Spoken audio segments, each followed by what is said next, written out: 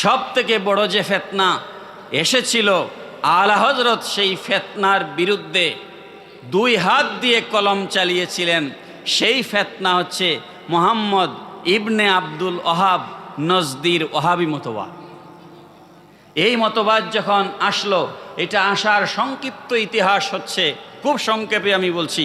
আমি এর আগে আপনাদের সামনে এই কথা বহুবার বলছি, সিলিগুড় দরবার শরীফে আমি এগুলো নিয়ে আলোচনা করেছি।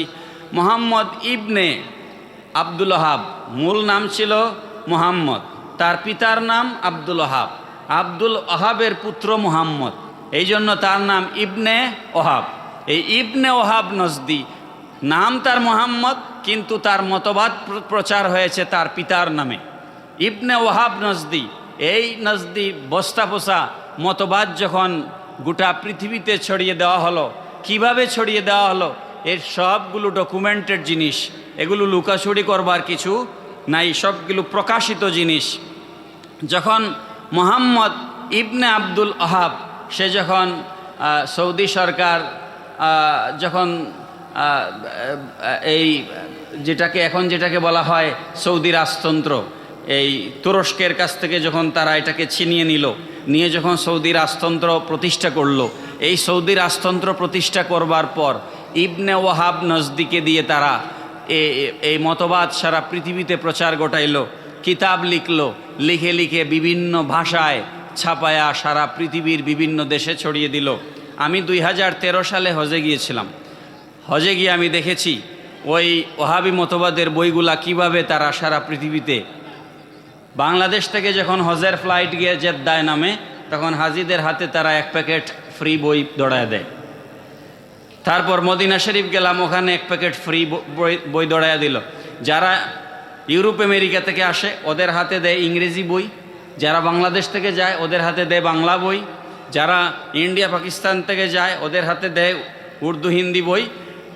হাজার হাজার মিলিয়ন মিলিয়ন ডলার খরচ করে মুসলমানদের অন্তর থেকে আল্লাহর রসুলের ইশক মহব্বত, প্রেম, ভালোবাসা এগুলোকে দূর করে দেওয়ার জন্য ওহাবি মতবাদকে হাজার হাজার মিলিয়ন ডলার খরচ করে তারা মানুষের কাছে প্রচার করেছে, বিনামূল্যে বিতরণ করেছে। আমরা একটা কায়দা ছাপতে গেলে টাকা পাই না, বিশ্বাস করেন, একটা কায়দা ছাপতে গেলে আমরা টাকা পাই না। আর ওরা 20 লাখ 30 লাখ হাজি হজে যায়, এক একজন হাজির হাতে বান্ডিল বান্ডিল বই তুলে দেয়। আর ওই বইয়ের মধ্যে লেখা রসুলের রওজা শরীফের উদ্দেশ্যে, জিয়ারতের উদ্দেশ্যে যাওয়া নিষেধ, হারাম, নাজাইজ, শিরিক। পড়েন না নাউজুবিল্লাহ। গেছে হজ করার জন্য, হজ করে হাজি হয়ে আসছে না, পাজি হয়ে ফেরত আসতেছে। গেছে উমরা করার জন্য, গুমরা হয়ে ফেরত আসতেছে। কি কথা বুঝতেছেন আমার? ওখানে গিয়ে উমরা করেছে, আসছে গুমরা হইয়া, আসিয়া বলে সৌদি আরবে এটা দেখে আসছি, আসিয়া আমাদেরকে বলে সৌদি আরব এটা দেখে আসছি, অমুক জায়গায় ওইটা দেখে আসছি। আরে ভাই, সৌদি আরব কোরআনের দলিল নয়, ইসলামের দলিল নয়। ইসলামের দলিল 4টা। কয়টা? কোরআন, সুন্নাহ, ইজমা, কিয়াস। বলেন কোরআন, সুন্নাহ, ইজমা, কিয়াস। এর মধ্যে সৌদি আরব কোনটা আসেনি? বলেন না। তাহলে সৌদি আরব আমাদের কোনো দলিল নয়। সৌদি আরব সম্মানিত জায়গা, হারামাইন শরীফাইন সম্মানিত জায়গা, কিন্তু আমাদের দলিল নয়। দলিল কোরআনে খুঁজবো, দলিল হাদিসে খুঁজবো, সুন্নায় খুঁজবো, ইজমায় খুঁজবো, কিয়াসে খুঁজবো। যদি কোরআন, সুন্নাহ, ইজমা, কিয়াসের ভিতরে আমরা দলিল না পাই, তাহলে ওই মতবাদ আমরা গ্রহণ করব না। মুহাম্মদ ইবনে আব্দুল ওহাব নজদি, তাকে দিয়ে যেটা তারা করালো, সব থেকে বড়, প্রথম তারা চেয়েছিল, ইংরেজরা এটা ব্রিটিশরা মূলত প্রথম এই কাজটা শুরু করে, পরে আমেরিকানরা করেছে। এই যে বিল ক্লিন্টনের স্ত্রী হিলারি ক্লিন্টন আগের বার ইলেকশনের সময় সে এই কথা স্বীকার করেছে যে সারা পৃথিবীতে তারা টাকা পয়সা দিয়ে ওয়াহাবি মতবাদ প্রচার করিয়েছে। এখন যারা টাকা পয়সা দিয়ে ওয়াহাবি মতবাদ প্রচার করাইলো, এই ওয়াহাবি মতবাদের মধ্যে, জঘন্য মতবাদের মধ্যে একটা কথা হচ্ছে রসুলের রওজা শরীফ জিয়ারতের উদ্দেশ্যে যাওয়া শিরক। পড়েন না নাউজুবিল্লাহ। রসুলের রওজা শরীফের উদ্দেশ্যে জিয়ারতে যাওয়া যদি শিরক হয়, তাহলে আমরা যাবোটা কোথায়? ইমানদারের আল্লাহর নবী সাল্লাল্লাহু তাআলা আলাইহি ওয়াসাল্লাম বলেছেন, কিয়ামতের আগ মুহূর্তে সাপ যেভাবে গর্তের মধ্যে এসে মাথা দিয়ে ঢুকে যায়, কিয়ামতের আগ মুহূর্তে ইমানদাররা নিজেদের ইমান রক্ষার জন্য সারা পৃথিবী থেকে ইমান রক্ষার জন্য মদিনায়ে তৈয়বার দিকে দৌড়াবে। পড়েন না সুবহানাল্লাহ। আজকে যারা লন্ডন যাওয়াকে, আমেরিকা যাওয়া, ফ্রান্স, সুইজারল্যান্ড, ইতালি যাওয়াকে সফলতা মনে করছেন, এটা আসল সফলতা নয়। এরা সবাই দৌড়াবেন মদিনায়ে মুনাওয়ারার দিকে। ইমানদারদের মূল ঠিকানা মদিনাতুল মুনাওয়ারা। সেটার বিরুদ্ধে ফতোয়া দিল যে নবীজির রওজা শরীফ জিয়ারত নাজাইজ। এইভাবে একটা করে আকিদার ব্যাপারে যখন আসা শুরু হলো, রসুল আমাদের মতো মানুষ, পড়েন না নাউজুবিল্লাহ মিন যালিক, রসুল আমাদের মতো একজন মানুষ, তিনিও বিয়ে শাদী করেছেন, আমরাও করি, তিনিও বাজার হাট করতেন, আমরাও বাজার হাট করি। রোগ সুখ ব্যথা বেদনা রসুলেরও হয়তো আমাদেরও হয়, সুতরাং তিনি আমাদের মতোই 8-10 জন মানুষের মতো একজন মানুষ। এই আমি যেভাবে বলছি এইভাবে বইতে লেখা আছে, আমি যেভাবে বলছি এইভাবে বইতে লেখা আছে। এইভাবে যখন ভ্রান্ত মতবাদ ইসলামের ভিতরে ঢুকা শুরু হলো, তখন জীবনের যিনি তোয়াক্কা করলেন না, জীবনের তোয়াক্কা না করে যিনি নিজের জীবনকে সঁপে দিলেন রসুলের ইশক মহব্বত পয়দা করবার জন্য, তিনি হচ্ছেন আলা হজরত ইমাম শাহ আহমদ রেজা খান ফাজিলে বেরলভী রহমতুল্লাহ আলাইহি। 13 বছর 10 মাস বয়সে তিনি বাবার কাছ থেকে মুফতির খেতাব লাভ করেছেন। তিনি একাধারে মুহাদ্দিস ছিলেন, মুফাসসির ছিলেন, মুফতি ছিলেন, কবি ছিলেন, সাহিত্যিক ছিলেন। উনাকে যারা পছন্দ করত না, উনার বিরোধী যারা ছিল, পাকিস্তান জামাতে ইসলামীর বড় নেতা ছিলেন কি কাউসারি, নাম পুরাপুরি মনে নাই, তিনি তার বইয়ের মধ্যে লিখেছেন, মুস্তফা জানে রহমত পে লাখো সালাম, সময় বজমে হেদায়ত পে লাখো সালাম। আলা হজরত এই যে কথাটা আপনারা মিরাজ শরীফের ভিতরে পড়েননি, মুস্তফা জানে রহমত পে লাখো সালাম, সময় বজমে হেদায়ত পে লাখো সালাম, এটার অর্থ কি আমরা অনেকেই বুঝি না, অনেক আলেমরাও জানেন না, খালি পড়েন আর কি। মুস্তফা, মুস্তফা মানে হচ্ছে সিলেক্টেড, মুস্তফা মানে নির্বাচিত বন্ধু। সারা পৃথিবীকে আলাদা করে আল্লাহর রসুলকে আল্লাহ আলাদা করে নিয়েছেন, তাকে বলা হয় মুস্তফা। তাকে কি বলা হয়? মুস্তফা। মুস্তফা শব্দের অর্থ হচ্ছে নির্বাচিত। সারা পৃথিবীকে একদিকে রেখে নবীকে আল্লাহ আলাদা করে নিয়েছেন বন্ধু হিসাবে, এটাকে বলা হয় মুস্তফা। জানে রহমত, জান জান জান মানে কি? প্রাণ। জান মানে কি? জান যা যায় বলি না আমরা, তো জান মানে কি? প্রাণ। জানে রহমত মানে হচ্ছে রহমতের প্রাণ। ওমা আরসালনাকা ইল্লা রাহমাতাল লিল আলামিন। আমার সিলেক্টেড বন্ধু মুস্তফা, জানে রহমত, রহমতের প্রাণ, পে লাখো সালাম। আল্লাহর নির্বাচিত বন্ধু, রহমতের প্রাণ নবীর উপরে লক্ষ সালাম। পড়বেন না সুবহানাল্লাহ? কথাটা কি পছন্দ হইল না আপনাদের? এই কথাটা আলা হজরত লিখেছেন। কে লিখেছেন? আলা হজরত লিখেছেন। ইয়া নবী সালামু আলাইকা, ইয়া রসুল সালামু আলাইকা। এটা আরবি। এটা কি? আরবি। ইয়া নবী সালামু আলাইকা এর অর্থ হচ্ছে হে আল্লাহর নবী, আপনার উপরে সালাম। আর মুস্তফা জানে রহমত পে লাখো সালাম এর অর্থ হচ্ছে রহমতের প্রাণ নবীর উপরে লক্ষ সালাম। বলছেন একবার সালাম দিচ্ছেন লক্ষবার। সুবহানাল্লাহ বলেন। তিনি আলা হজরত বলছেন একবার সালাম দিচ্ছেন কতবার? লক্ষবার। তারপরের কথাটা কি? সময়ে বজমে হেদায়ত পে লাখো সালাম। হেদায়তের আলোকবর্তিকা, হেদায়তের উজ্জ্বল প্রদীপ, হেদায়তের নূর নবীর উপরে লক্ষ সালাম। পড়েন না সুবহানাল্লাহ?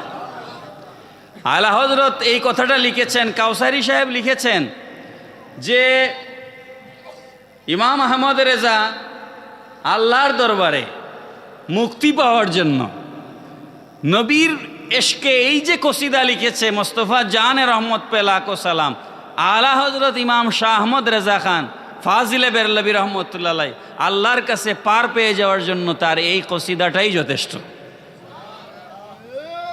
কি কথাটা তিনি লিখেছেন।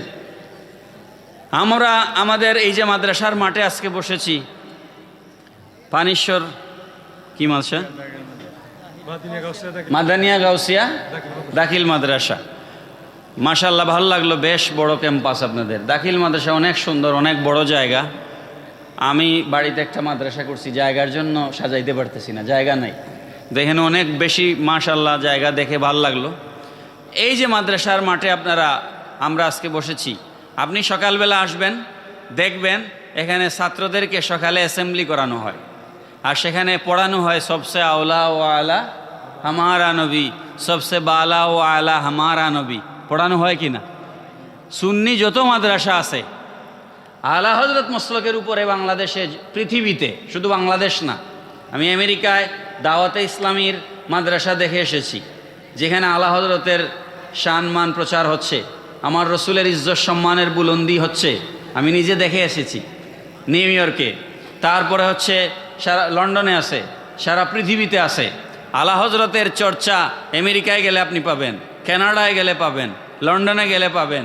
ইন্ডিয়া পাকিস্তান তো আলা হজরতের জন্য উর্বর জায়গা। আমি সেদিকে একটু পরে আসছি।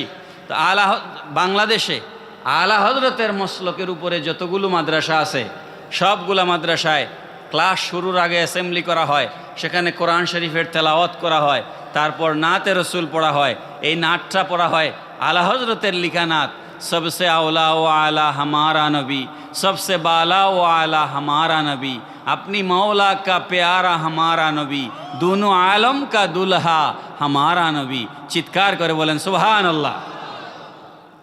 এই সমস্ত কথা আমাদের মতো মৌলবীদের পক্ষে লেখা সম্ভবই না, কলম দিয়ে আসতে হবে। তো শোনেন, একজন একটা বস্তা মাথায় নিবে, এটার ওজন বেশি, সে নিতে পারতেছে না। আপনি ধমক দেন, নে ওঠা, দেখবেন 10 কেজি ওজন বেশি হইলেও সে কষ্ট করে মাথায় তুলে ফেলছে। কি তুলবে কি তুলবে না?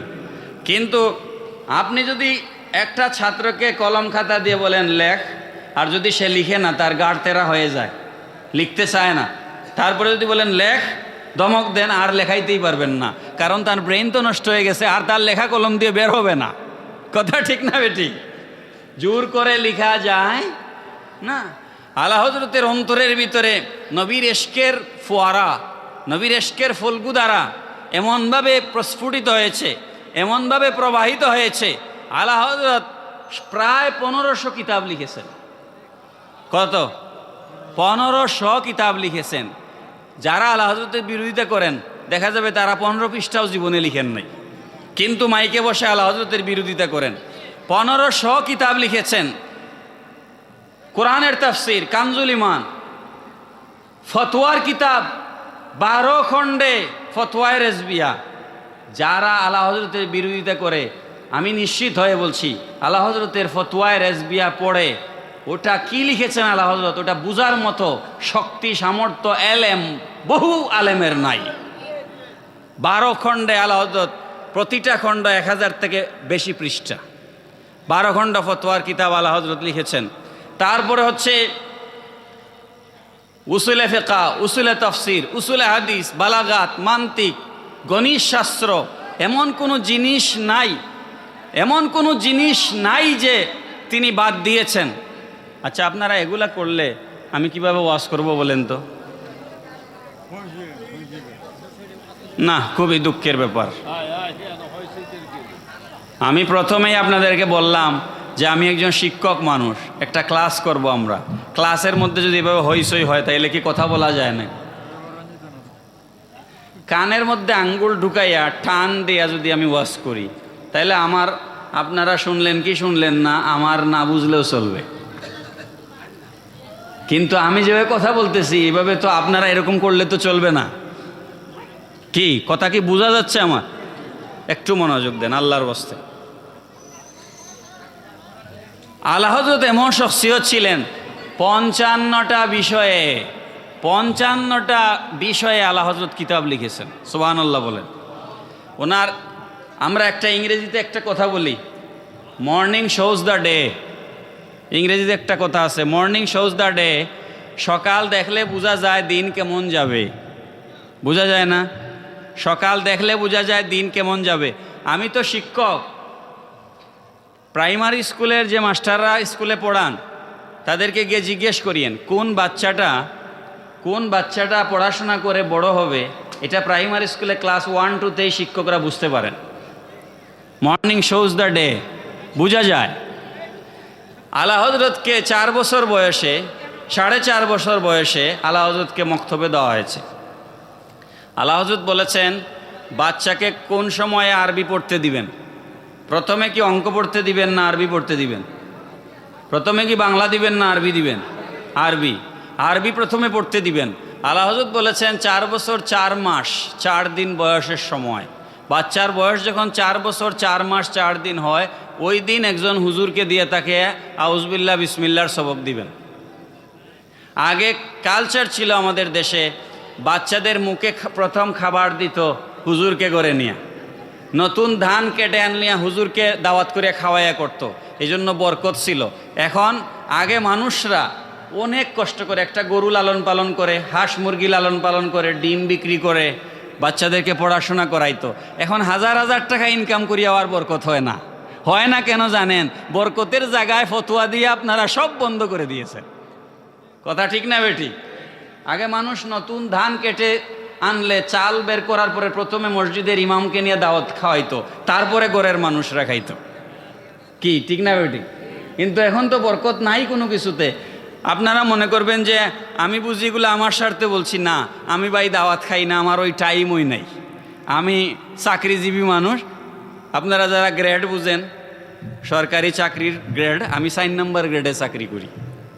তো সুতরাং আপনার বাসায় গিয়ে দাওয়াত খাওয়া জরুরি না, কিন্তু বরকতটা তো উঠাই দিচ্ছেন, এটা তো আমার বলতে হবে। আপনারা বরকত উঠাই দিয়েছেন।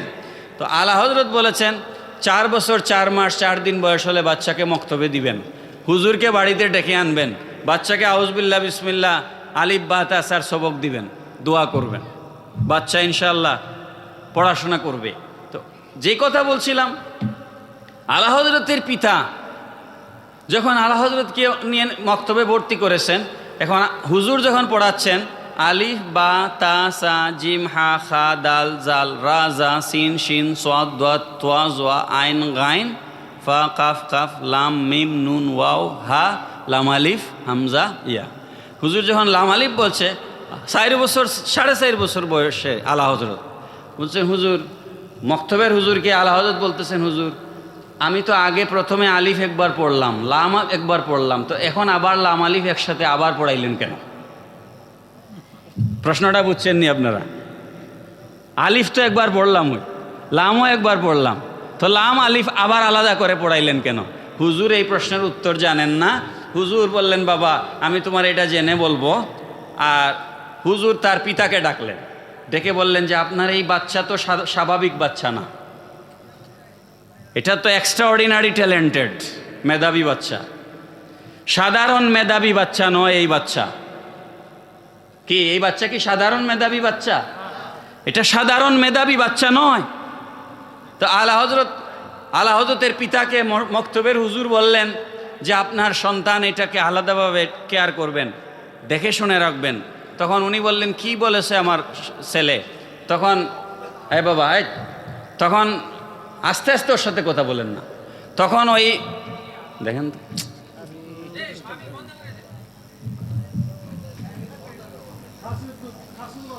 আপনি আসি ওরে কানে কানে বলেন না, আপনি ওকে কানে কানে বলেন। ভাই আপনি বাইরের মাইক সাউন্ড কম হচ্ছে কেন দেখেন তো।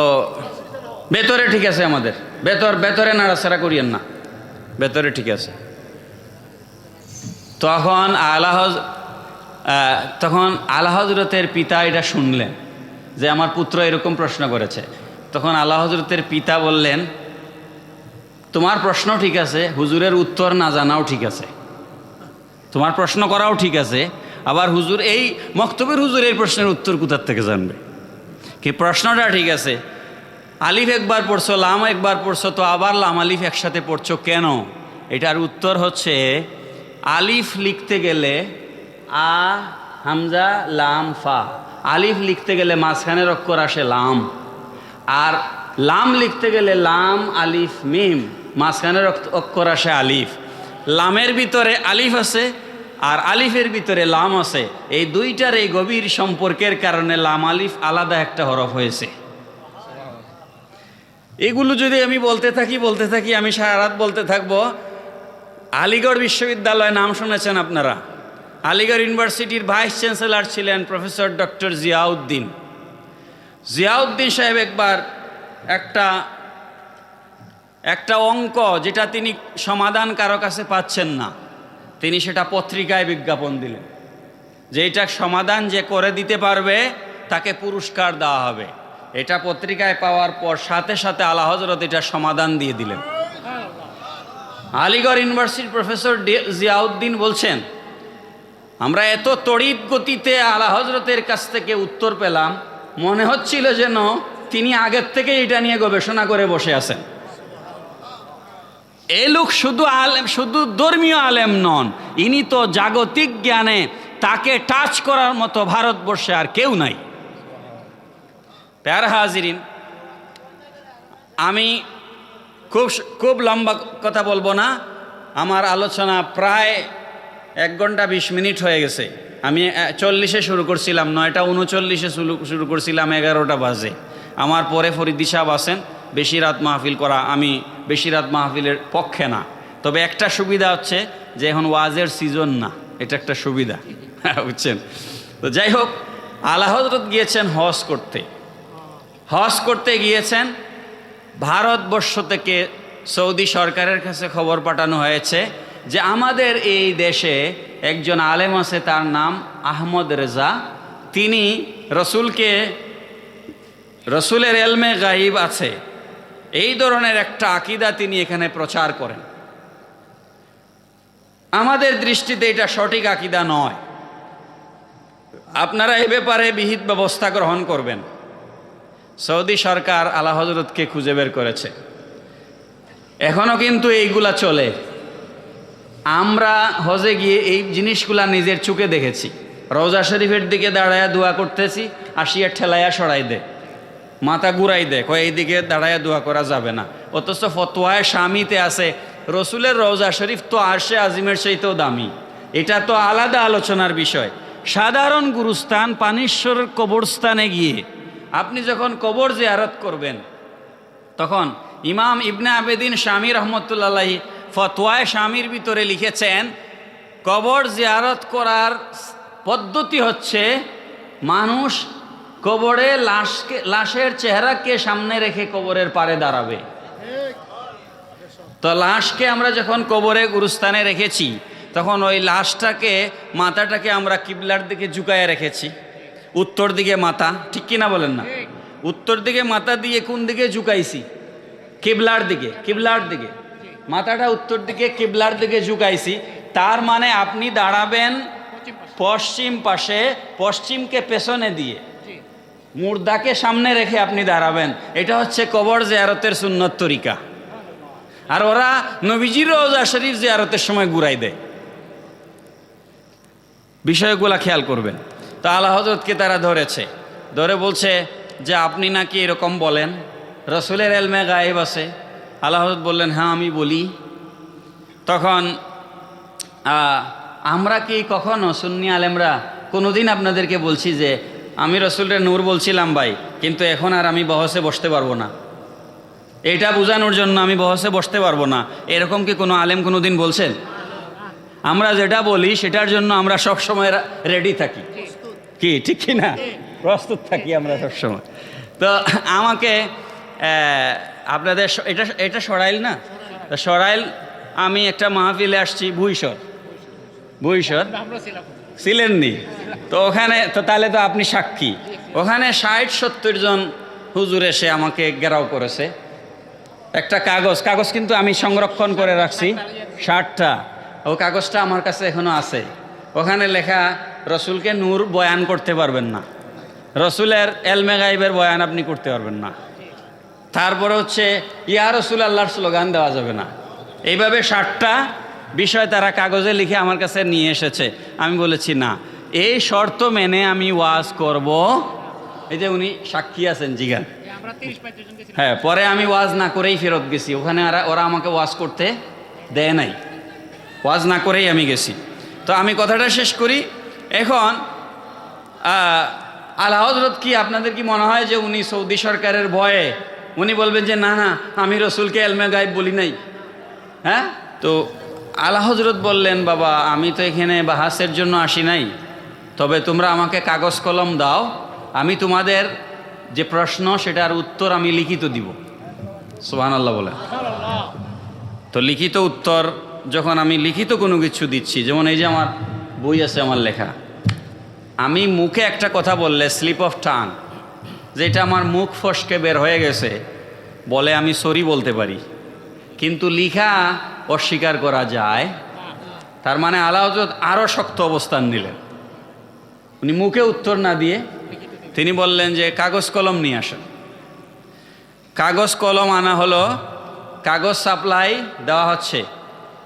তিনি তখন কিন্তু খানায় কাবা, কিতাবটা লিখেছেন মক্কা শরীফ বসে, মদিনা শরীফ না। কিন্তু মক্কা শরীফ থেকে তিনি মদিনার দিকে রুজু হইলেন। সুবহানাল্লাহ বলেন। মক্কা শরীফ থেকে কোন দিকে রুজু হইলেন? মদিনার দিকে রুজু হলেন। আমাদের অনেক ভাই এটাকে শিরিক বেদাত এগুলা বলবে। আপনার ইমাম গাজ্জালী রহমতুল্লাহ আলাইহি ইহয়া উলুমুদ্দিনের মধ্যে পরিষ্কার করে লিখেছেন, আমরা যে নামাজের মধ্যে আত্তাহিয়াত পড়িনি, আসসালামু আলাইকা আইয়ুহান নাবিয়্যু ওয়া রাহমাতুল্লাহি ওয়া বারাকাতুহু, ইমাম গাজ্জালী আলাইহির রাহমা লিখছেন, ওয়াহদির ফি কলবিকা নবী সাল্লাল্লাহু আলাইহি ওয়াসাল্লাম ওয়া শাখসাহুল করিম ওয়া কুল আসসালামু আলাইকা আইয়ুহান নবী ওয়া রাহমাতুল্লাহি ওয়া বারাকাতুহু। পড়েন সুবহানাল্লাহ। ইমাম গাজ্জালী বলছেন, নামাজে যখন তুমি তাশাহুদে বসো তখন তোমার কলবের মধ্যে আল্লাহর রসুলকে হাজির করো। বড় করে বলেন না সুবহানাল্লাহ। কলবের মধ্যে আল্লাহর রসুলকে হাজির করো, আর তোমার চোখের সামনে রসুলের শেকেল মোবারক, শেকলে মুস্তফা নবীজির দেহ মোবারককে চোখের সামনে হাজির করো। কলবে নবীকে হাজির করো, আর চেহারার সামনে নবীর সুরত মুবারককে হাজির করো। নবীকে তোমার সামনে রেখে তুমি সালাম দাও, আসসালামু আলাইকা আইয়ুহান নবী। এটা হচ্ছে ইমাম গাজ্জালীর আকীদা। রুজু হইলেন মদিনা শরীফের দিকে, হয়ে তিনি লেখা শুরু করলেন। একটানা লিখলেন 8 ঘন্টা। কয় ঘন্টা? আমি ছোটোখাটো একজন লেখক, বড় লেখক না। এই দেখেন ছোট ছোট বই, 50 পৃষ্ঠা, 40 পৃষ্ঠা, কিছু বইও আছে 200 পৃষ্ঠা, 250 পৃষ্ঠা, এরকম। বিশাল বড় কোনো লেখক না। আর বইও লিখেছি সর্বোচ্চ 14-15টা। আলা হযরত লিখছেন 1500। বুঝতে পারছেন লেখক কেমন? এখন 8 ঘন্টা একটানা লিখলেন। এই ছোট বই একটা লিখতে গেলে আমরা আরও কত বইয়ের যে আশ্রয় নেই তার কোনো হিসাব নাই। একটা বই লিখতে গেলে আরও 100টা বই আমাদের ঘাটতে হয়, তাই না? না গেটে কি বই লেখা যায়? কিন্তু আলা হযরত হজ করতে গেছেন, সাথে কোনো কিতাব, বসছেন কাবা শরীফের উঠানে, লিখা শুরু করেছেন। একটানা 8 ঘন্টা লিখেছেন। 8 ঘন্টা লিখে এই বিশাল পাণ্ডুলিপি যারা প্রশ্ন করতে এসেছিল সৌদি সরকারের পক্ষ থেকে তাদের হাতে তুলে দিলেন। নাও, কিতাব লিখে দিলেন। কিতাবের নাম হচ্ছে আদ-দৌলাতুল মাক্কিয়া বিল মাদ্দাতিল গাইবিয়া। চিৎকার করে বলেন সুবহানাল্লাহ।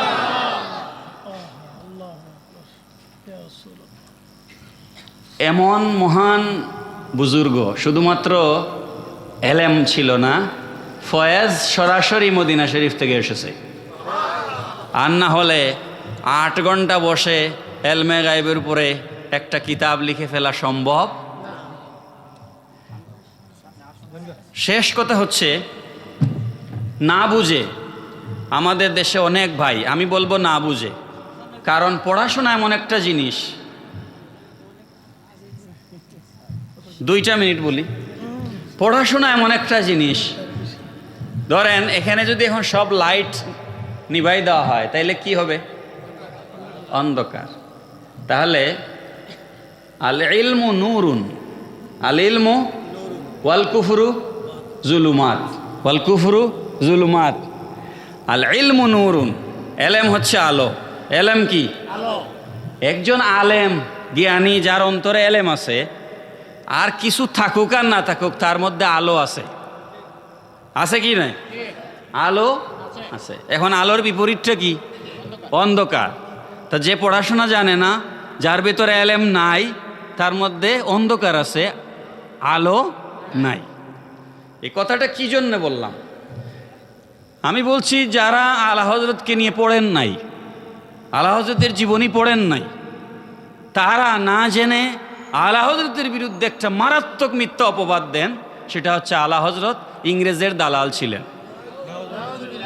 এটা শুনতে শুনতে শুনতে শুনতে আমার জন্মের পর থেকে শুনতেছি। আমি যখন চিটাং জামিয়া আহমদিয়া সুন্নিয়াতে পড়ি, তখন এই বিষয়গুলো নিয়ে একটু বেশি পড়াশোনা, বেশি স্টাডি করার আমার সুযোগ হয়েছে। কারণ এই সমস্ত কিতাবাদি সিলেটে কম পাওয়া যায়, যেগুলা চিটাংয়ে বেশি পাওয়া যায়। তো আমি আমার ক্ষুদ্র জ্ঞান দিয়ে, আমি বই পুস্তকের রেফারেন্স না দিয়ে আপনাদেরকে আমি দুইটা রেফারেন্স দিয়ে আমার কথা শেষ করব। যদি আপনারা এই দুইটা বুঝতে পারেন, তাহলে আমি 2 বার ইন্ডিয়া গেছি, বুঝছেন?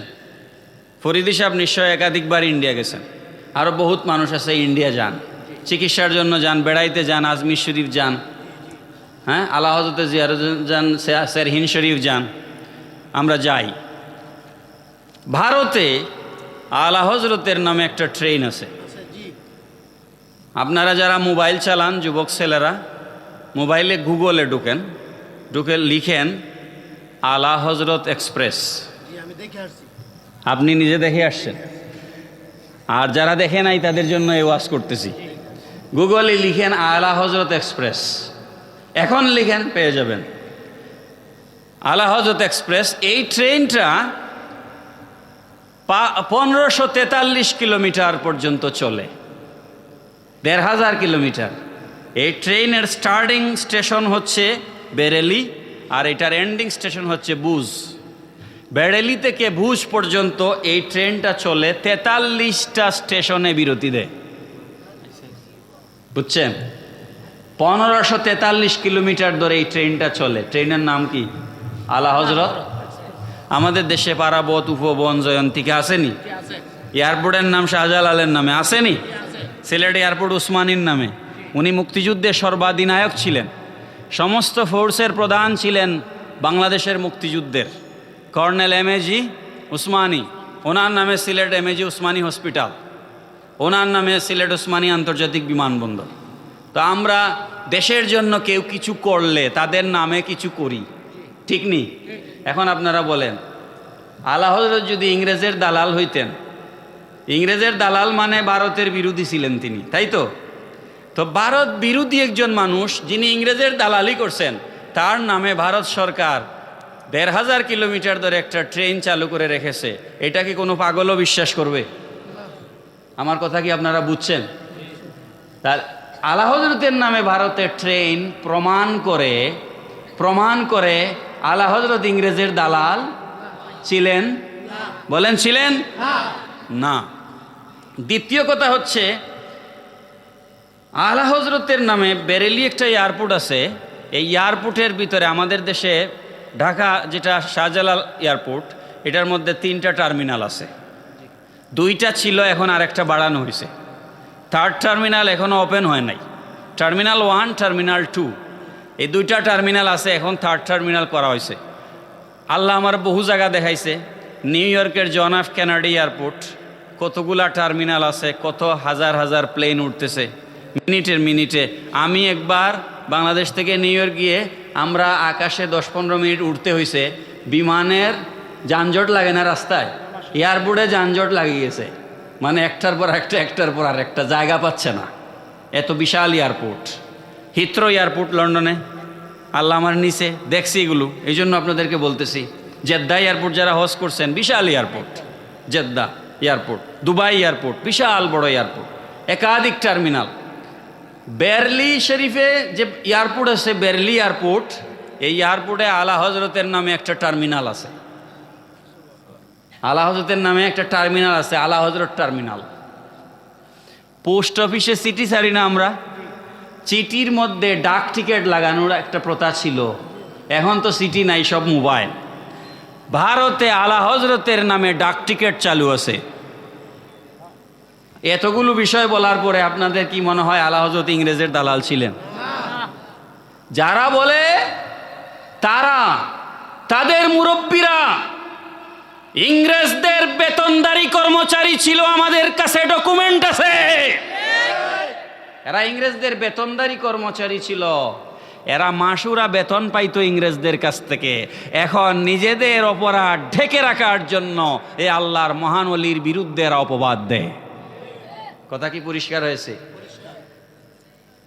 আমি আর আলোচনা বাড়ালাম না, আমার ভাই ফরিদি সাহেব চমৎকার সুন্দর আলোচনা করবেন আপনাদের সামনে।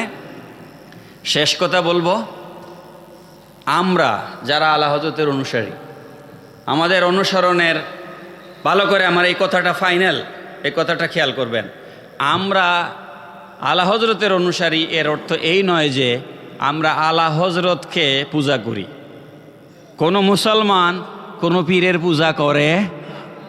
আমরা আলা হযরতের অনুসারী এটা বোঝানোর জন্য বেশ সময়ের দরকার। আমি বিস্তারিত না বুঝাইয়া এক কথায় বুঝাই দিই।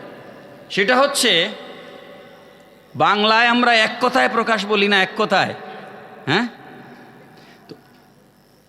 মাসলাকে আলা হযরত আমরা যেটা বলি, এটার সহজ অর্থ হচ্ছে যেই মাসলাকের মধ্যে রসুলে পাক সাল্লাল্লাহু আলাইহি সাল্লামার প্রতি পূর্ণাঙ্গ আদব আছে এবং গুস্তাখে রসুলের সাথে নো কম্প্রোমাইজ নীতিতে আমরা চলাফেরা করি।